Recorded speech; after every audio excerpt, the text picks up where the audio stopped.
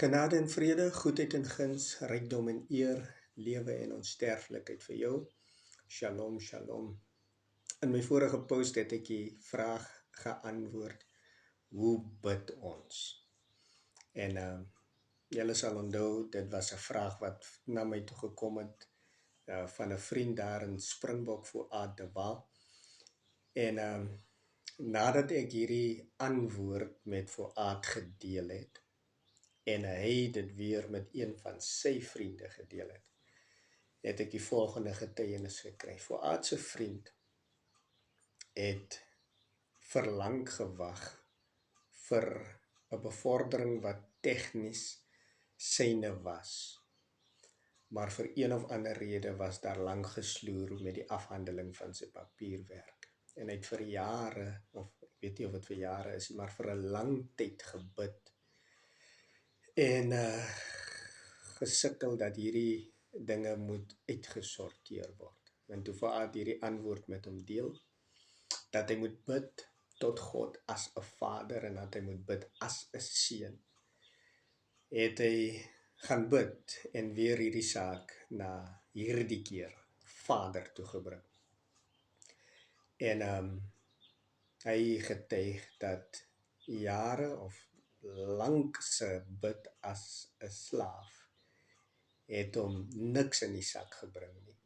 Maar 1 minuut se bid as 'n seun het so te sê onmiddellike resultate opgelewer, want toe hy bid, toe kry hy sommer die volgende dag aanduiding dat sy papierwerk afgehandel moet word en dat hy sy bevordering so te sê finaliseer gaan word. So die takeaway van die vorige video is dat dit is nie so seer belangrik, dit is nie so seer hoe jy bid nie, maar wie bid en tot wie jy bid. As wie jy bid en tot wie jy bid is baie belangriker as hoe jy bid. Nou, ek gaan nou vandag deel 2 doen, want iemand het gesê, ek antwoord nie regtig die vraag nie, maar weer eens, dis belangriker as wie jy bid, as hoe jy bid. Dis belangriker as wie jy bid, as wat dit is, as hoe jy bid. Lukas 15 is daar 'n verhaal wat baie bekend is. En hierdie is die verhaal van die verlore seun. Ons ken die verlore seun se verhaal. Die een seun kom na die pa toe en sê, Vader, gee my die deel wat my toekom van die erfdeel. En sy vader gee vir hom sy erfdeel en hy vat dit en hy gaan na 'n ver land toe en hy verkwansel dit wat sy vader vir hom gegee het. Maar daar's ook 'n ander seun wat in die huis agterbly. En hierdie seun is getrou aan die vader en hy bly daar by die vader.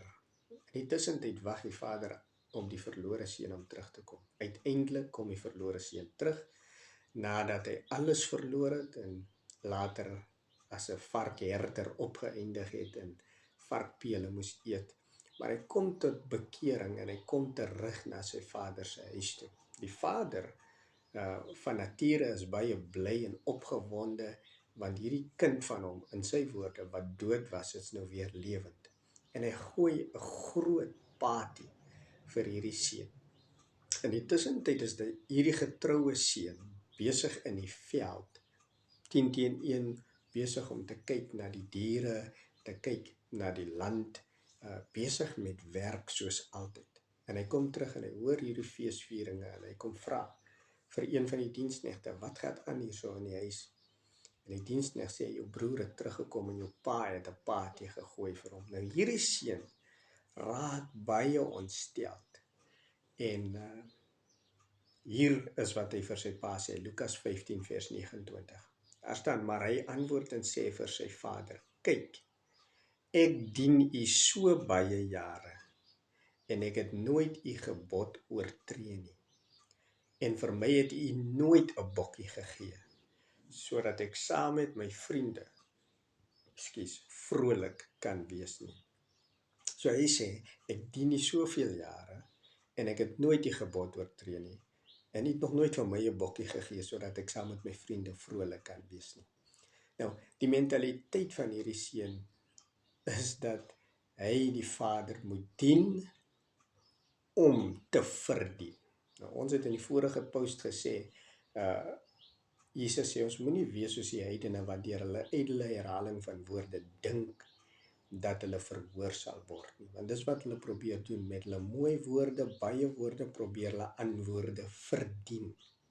En hierdie slaaf mentaliteit wat hierdie seun openbaar, is hoe baie mense bid. 'n Slawe mentaliteit, en hulle dink hulle moet verdien deur hoe hulle bid of deur wat hulle vir God doen. Hierdie seun het 'n slawe mentaliteit. En hy sê, u het nog nooit vir my 'n bokkie gegee nie. Maar kyk na die Vader se antwoord in vers 31, Lukas 15 vers 31. Toe sê hy vir hom, kind.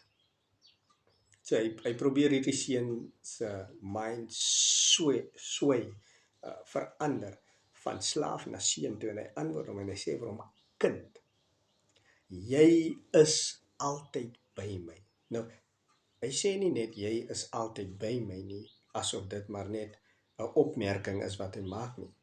In Johannes 8 vers 35 sê Jesus, en die diensknegt bly nie vir altyd in die huis nie, die seun bly vir altyd. 'n Diensknegt bly nie vir altyd in die huis nie, maar 'n seun bly vir altyd. So wanneer hierdie pa in Lukas 15 vir sy kind sê, jy is altyd by my, dan sê hy, jy's nie 'n diensknegt nie.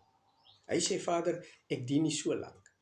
Ek het nooit van die gebooie oortree nie, en nie nog nooit vir my 'n bokkie gegee, dat ek vrolik kan wees met my vriende nie. Vader sê vir hom, kind, nie diensknegt nie. Hy sê nie, gee nie eens waardering vir die diens wat hierdie seun gelewer het nie, maar hy noem hom kind. En hy sê, jy is altyd by my. Johannes 8 sê, 'n slaaf is nie altyd in die huis nie, 'n seun is altyd in die huis. So jy is altyd by my is 'n tweede opmerking dat jy nie slaaf is nie, maar seun is. Jy is altyd by my. En dan sê hy, en al wat myne is joune. 'n derde ding wat nie aan 'n slaaf gesê kan word nie. Al wat myne is joune. Net 'n seun het toegang tot die Vader se besittings. Net die seun kan aanspraak maak op die Vader se besittings. Net 'n seun kan hierdie woorde hoor, al wat myne is joune. So, om voort te gaan op wat ons gesê het, as jy bid as 'n seun, bid jy nie om iets te verdien nie. Jy bid en jy vra vir dit wat jou toekom. Jy bid nie om te verdien nie, jy vra dit wat jou toekom, want alles wat die Vader sinne is joune. Alles wat die Vader sinne is joune.